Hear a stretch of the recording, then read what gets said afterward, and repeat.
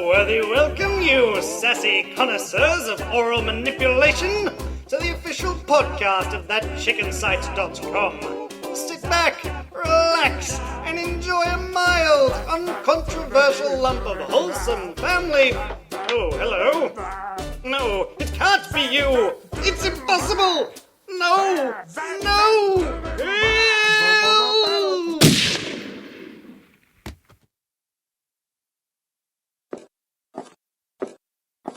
Tap, tap. The bleak rhythm of my world-weary footsteps echoed through the street, and I watched the nightlife dance. Excuse me, brother. Could you spare some change? Get your prostitutes. I got the busker down city street without a permit blue. Little did they know I took no part in that frenzied hokey-pokey of modern life. No, daddy-o, I shimmied to my own tune. I wore no tights, just a long, flowing coat, as grey as my morality. No bells, just a hat, its interior lining as checkered as my career. No pants, just naked legs. And with a podcast announcer laying in the gutter at my feet, disqualified from the game of breathing at the hands of an unknown referee, I needed every ounce of motivating briskness I could find. Sir, I may be a British police officer, but I'm still a police officer, so please, Oh, no. cooperate. I was nowhere near the crime scene, as you can hear on this tape. Hello! Here I am at a location nowhere near the crime scene. And I, a reliable witness, verify your watertight alibi. That is very convincing. You are free to go. Sir, I'm reasonably sure I didn't just say that. Yes, I did. I would like a hug now, please. Where was I? When I'm Satan. I was in hell, obviously, wasn't I? Waiting with open arms. Seriously, though, I was at home watching Knight Rider, but Dr. Hawking can back me up. Existentially, we all murdered him. Sir, are you admitting? Except me, of course. I'm innocent.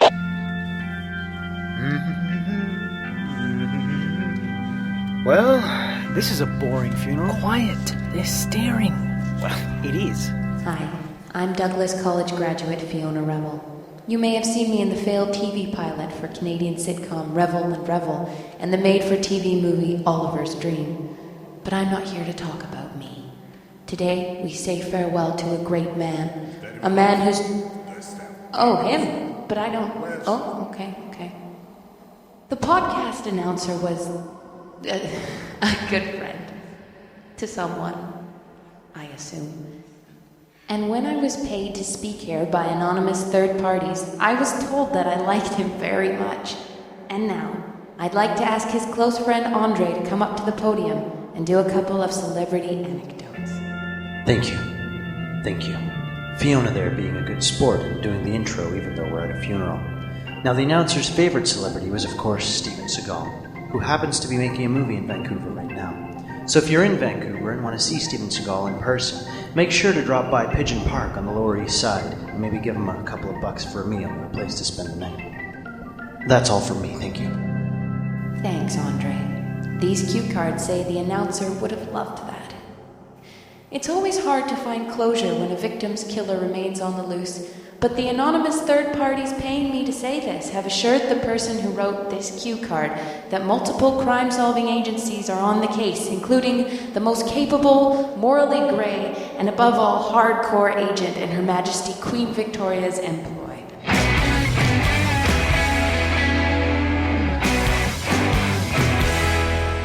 Holmes! Don't try to stop me, Watson. An intellect as powerful as mine is a danger to this world. It's better if I pull this trigger now for both our sakes. Scotland Yard's on the line, Holmes. Nothing you say can stop me. There's been a murder. Right. Tell them I'm on my way. You see, Holmes? There is still good in you. Get your head in the game, Watson. A man is dead. How do you know it's a man? It's the podcast announcer, Watson, don't you see? By Jove, how do you know? Elementary, my friend. What? It's the dirt on your shoes. Holmes, you're mad. I have to be. It's the only way to stay sane. So, who do you think killed him then? What? But is he dead? Yes? Yes, right. No, I was in with my therapist, or my lawyer. I don't really remember, because not only have I issued criminal proceedings against my therapist, I also have many psychological issues with my lawyer. Plus, they're twins. It's a very awkward situation. DCI Matthews, got a hot new alibi for ya. Morty Beckbaum, camper van in the Bahamas with surgically enhanced eyelashes. Morty Beckbaum, hello. Sir, for the last time, you are not a suspect in this case. Please stop calling me. Alright, yeah, last week I was visited by myself from 10 years in the future, and he told me you'd ask that exact question. So I crossed state lines and took this time-stamped photograph of me in front of a clock reading that day's paper. Sir, if what you were saying was true, surely you would have prevented the murder. Yeah, he told me you'd say that too, and that... Well, he looked so sincere. I didn't want to prove him wrong, you know? I mean, he traveled all the way through time. Meanwhile, wherever I am, what in the holy name of Paul Razor's purple parachute pants is happening to me? And what's this on the floor? Oh my god, it's my dead body! So it would seem this melodramatic mustachioed man about town is now an uncorporeal apparition. I'm a ghost. Well, perhaps the science lab located next door can help restore me to my respiring self. Hello? Is anyone here? It's not the weekend, is it? Good God, Ackerman, shut it down! Just shut it down! He can't shut it down. Jefferson took the spare set of keys home with him. Well, somebody call him! But he never picks up. Call his wife! Excuse me, gentlemen. Would any of you happen to know how to use unethical sciences to make ghosts human again? Hello? Tony? Is your husband... What's she saying? I don't know. Tater tots, I guess. Listen to me, woman. It's the Omega device. It's I the Omega get the device. distinct impression I'm being ignored. God won't forgive us a second time, Ackerman! Stop talking really fast and listen to me, please. God, listen, it's too late! The time vortex is opening! The only way to close it is to feed it! Time vortex? I don't see any time vortex. Oh, I see. It's because I'm standing in it. What do I say? Good use of sound effects. Meanwhile, Meanwhile, at an audition. Mr. Okay, look, we're kind of desperate. Yes, I understand the other candidates in the waiting room ran into a bit of an accident. How badly do you want this position? Let's just say I'd kill to get this job. You know, Gord, I think we've found our new announcer. Actually, is it even possible to recast a real person? Well, we're doing it anyway. Welcome aboard, Announcer 2. Thank you, gentlemen. This is quite an honor. What else can I say but, meanwhile, at a funeral... Everyone check it out. I can bounce on the pew with nothing but my... Please stop. I don't want to have to explain this to the hospital again. Because I believed in myself. And just a reminder that you can find clips of that performance, amongst many other career highlights, on www.fiona-revel.biz. I'm told the deceased also had career highlights. As you can hear on this tape.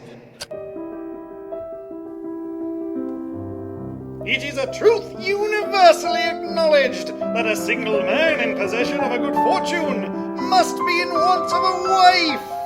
Oh, Hal, do you read me? Do you read me, Hal? Affirmative, Dave, I read you. Open the pod bay doors, Hal. I'm sorry, Dave. I'm afraid I can't do that. When I'm stuck with a day that's grey and lonely, I just stick out my chin and grin and say, everyone, the sun'll come out tomorrow, so you gotta hang on till tomorrow. Come what may, tomorrow, I love ya. Tomorrow, you're only a day away. I hate to have to do this, sir, but we're really gonna need an alibi. Well, as the former vice president, a just prolific title in its own right, I believe it is the birthright of every American, and surprisingly, every Earthling, to live in a world with a constant sea level. Yes, sir, Mr. Vice President, sir, but at the time of the murder... I have both the means and the motivation to offset my own carbon emissions. Oh, I don't need to give an alibi. I'm a local celebrity. Ma'am, that's not how it works. No, I don't. Fine. No, I don't. But we're going to have to confiscate. Welcome to 5-second movie reviews. Indiana Jones and the Kingdom of the Crystal Skull. Harrison Ford is old. The Happening. Trees inspire people to kill themselves. Alright, firstly, sir, this is a police questioning, not a podium for 5-second film reviews. And secondly, for the last time, these are not real reviews that you're giving. They're not? No, they're plot summaries at best. That can't be right. Let me try again. Brewster's Millions. Richard Pryor inherits a lot of money and has to spend it to get... No! I followed the trail of evidence. It had the smell of golden brown French fries and led right into Jimmy's diner. My gut told me this was the right place to... Holy moly. With a single glance, she cut a pie-shaped wedge from my soul. And she was welcome to a second helping. What a sight. Eyes like succulent grapes, only saltier. Lips as red as the most exotic fire engine. And legs that went all the way down to her knees. You've got a lot of nerve coming back here, she said. Now what can I get you, hun? Like me, she was a fish out of water, flip-flopping on the cold, dry pavement of modern life. But I saw her true colors, green, and knew then that she and I were peas from the same frozen dinner packet, destined to be as one. We were gonna be as one, then you left me at the altar, said my new fish pea lady friend. You know what? Get out. Suddenly there was a change in the air, like the fetid flatulence of a confused bull elephant. Out! She wanted me out. Go! She wanted me gone. Jimmy, wheel over here and kick this loser to the curb. It was obstruction of justice, and she was hiding something big. Who are you, sugar lips? I asked her. Who are you really? I'm the fiancé you left at the altar, she said, and fair enough. I replied, oh, now I'm doing it. God, I hate you, said her lips, but in her eyes I saw only regret, contact lenses, and a passionate longing. Longing for you to die. How did she know what I was thinking aloud? If she could see the fractured shards of my broken soul so well, perhaps she could mend it too. You know, once upon a time, against my better judgment, I really was in love with you. What happened? Her silence spoke volumes. I ordered the banana milkshake. Ugh. One day, I thought, as she stormed off gracefully. One day I'm gonna marry that dame. Meanwhile, on the other side of a time portal... By the dreamy rhetoric of Marcus Tullius Cicero! What a startlingly dystopian change of scenery! I warned you. Yeah. I told you all they were coming, but you didn't listen. Now you dare to tread upon the blood-soaked soil of your own civilization as... Hey, Sam! Hey, curiously familiar stranger! Lovely day, isn't it? But it's so terrifying and post-apocalyptic! Mark my words, the Piscean overlord shall rise again, and the sea shall turn to blood, and the world will scream as one! Yeah. Yes, like that. He's a bit weird. Born in a tube, poor guy. Anyway, what brings you to our humble zombie-infested abode? I don't know! One moment I'm reading lines for a contemporary sketch comedy podcast with a steadily expanding youthful demographic, and then Oh, you mean the past. Nice place, the past. As it happens, I'm heading there right now. You are? Yep, just warning my younger self of the terrifying events that will obliterate his later years. Fancy a lift? I would be much obliged indeed, you silly man. Hop on in. Listen, I really shouldn't be doing this, but want to know how they get off the island in the show Lost?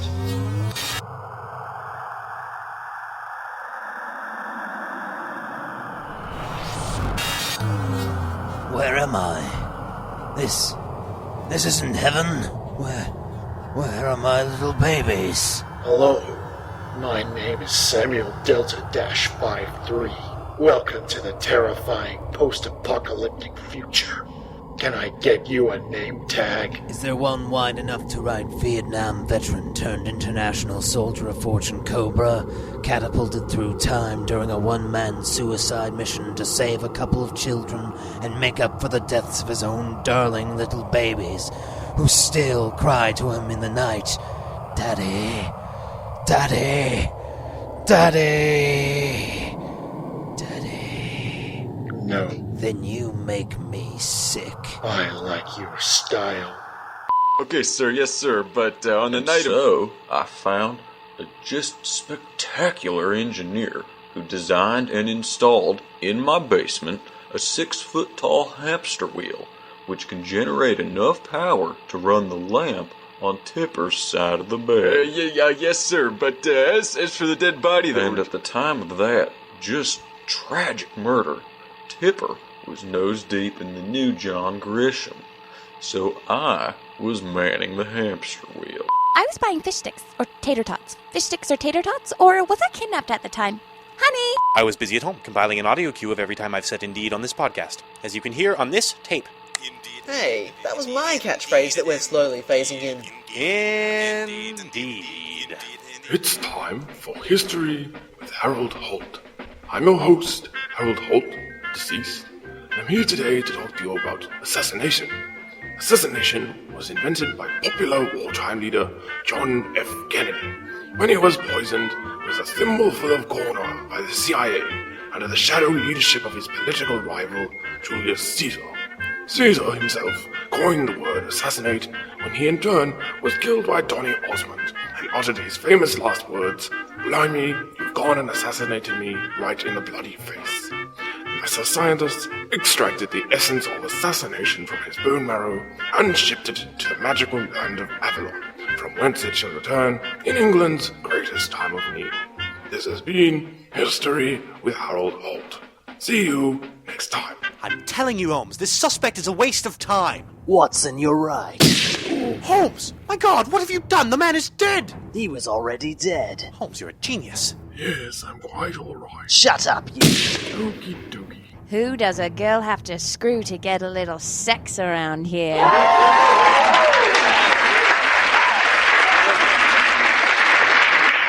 Inspector Lestrade, you fucked up slag. Well, if it isn't London's greatest defective. You're a disgrace, woman. You put the lust back in Lestrade. And you can put the rod in it if you like. Gentlemen, please. How's the investigation coming, you animal? We're just having a look at the announcer's video reel. Watson, start the motor. Good morrow, you turgid tether of grin-faced galoots. You're listening to the podcast announcer's video will, the official final bequests of thatchickensites.com. If I am in fact dead, then that stupid bitch probably finally did me in. If not, then she may well be there in the room with you. In which case, honey, I will always love you here in the afterlife. Holmes, this will hasn't been updated in 10 years. How is this going to help the case? I just want to see if you left me anything. You're a joke, Holmes. Why don't you just quit? No, you'd love that, wouldn't you? Animal. Trollop. Look at my knickers, Holmes. Look at them. I am looking at them. You fucked up slag. You know, if you two get in a fist fight and have sex in the next 2 minutes, we could sell this thing to HBO. Look, sir, it's quite simple. A review is you giving your own opinion on something, not you telling the movie's plot in as little time as possible. Really? Yes, sir. Really. Now, sir, if you're finally finished, perhaps we can begin to deduce your whereabouts during the murder of the announcer, Mr. Labyrinth! David Bowie wears tights for the whole film! Good God, officer, he's dead! Who was he? I'm you, 10 years from now. Are you on the list? Doesn't matter.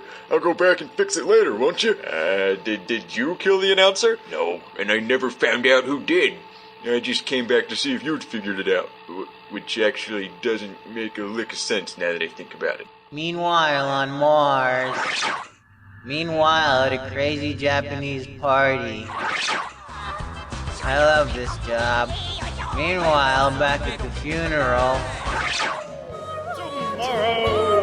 I love ya! Tomorrow! You're always a day.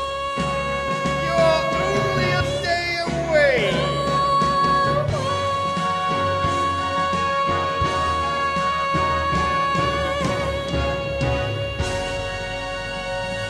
Well, I've got an audition to catch, so that's all for me, folks. I hope you enjoyed my performance as much as I enjoyed delivering it. I'm Fiona Rebel. Thank you. Woo! Encore! Thanks, Fiona. As we lift the announcer's casket... And if you or a loved one plan on dying in the near future, I'll be leaving some magnetic business cards with Father McAlden here. Thanks, Fiona. As we lift the announcer's casket and we send him off to his final resting place... Wait! Stop! I'm sorry, is there a problem? Where's the body? Where are your pants? Touche. Here you are, 2008. Give or take. No, wait! Answer me one thing, mysterious and unrecognized denizen of a terrible blood-soaked future!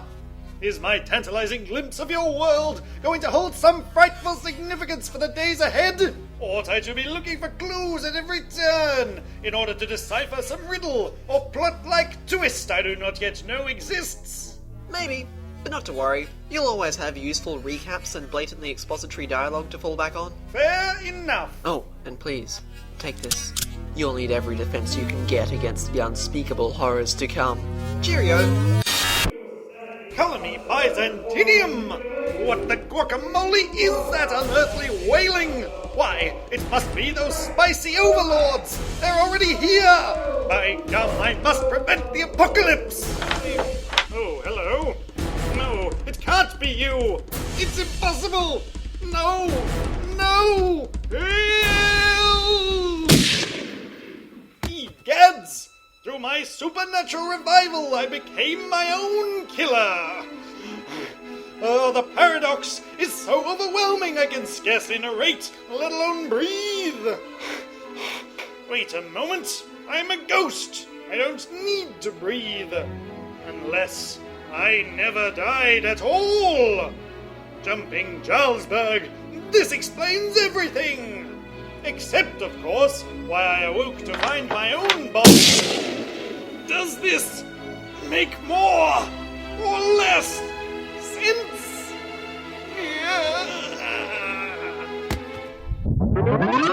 It's right there, in the coffin. Oh yeah, nifty. And for some reason, so are your pants. Wow, this is the best day ever. And as the casket is lifted and we send him off to his final rest, I'd like to play the song he asked to be played at his funeral.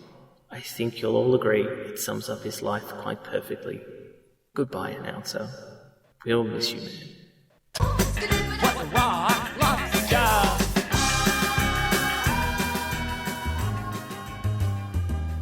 They carried away the coffin, like morbid ants beneath a picnic basket. Only the lingering stench of failure remained. My guilt was an ethereal stomach rodent, fiercely gnawing at my insides. I could bear it no longer. I reached for Bessie, my trusty Smith & Wesson revolver, and pushed her to my temple for solace against my terrible failure, only to feel something cold and greasy slap against my receding hairline instead. I had taken a plump piece of ham from my coat pocket again by mistake. I bit into it. Succulent. It was the stuff dreams were made of. Hello, I'm Michael Cope, and I made it my business to get to say something at this podium. In tribute to our fallen friend, please welcome the Pterodactyls, the super cute, bittersweet pajama pop duo the announcer loved but could never pronounce, with their musical eulogy, Zombie Girl. You brushed my face, tore out my heart, broke my kneecaps with a crowbar. We played croquet in my backyard. You ate my hand, gave me a hug. I love you always. You are my lover. Your face is yellow, just like the sun. Your forehead's bleeding. You're lots of fun. Your eyes are twinkling, just like the stars. You make my heart beat fast like a car. I love you always. You are my lover. You have no nose, but that's okay. You can't hide treasures inside your brain. You're really special. You're really cool.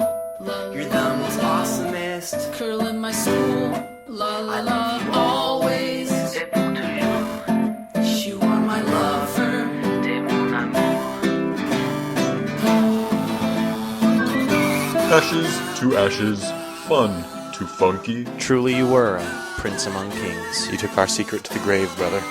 Now the healing can begin. I'm a little girl at the funeral. Isn't that sad? Sleep, human.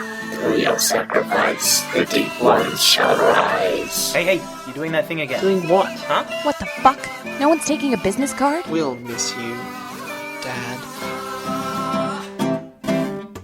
I love you always. You are my lover. Next week on the highly flammable Zeppelin that everyone thought was safe but really wasn't. Some guy's in for a surprise when some other guy does something. Something wacky happens with amusing ramifications. And the announcer is in for a surprise when his grinning corpse is resurrected by the moon people. The other guy was better. That's what she said. The end. Oh, bother. Professor Moriarty's left a whoopee cushion under my pillow again. Till next time, Mr. Holmes.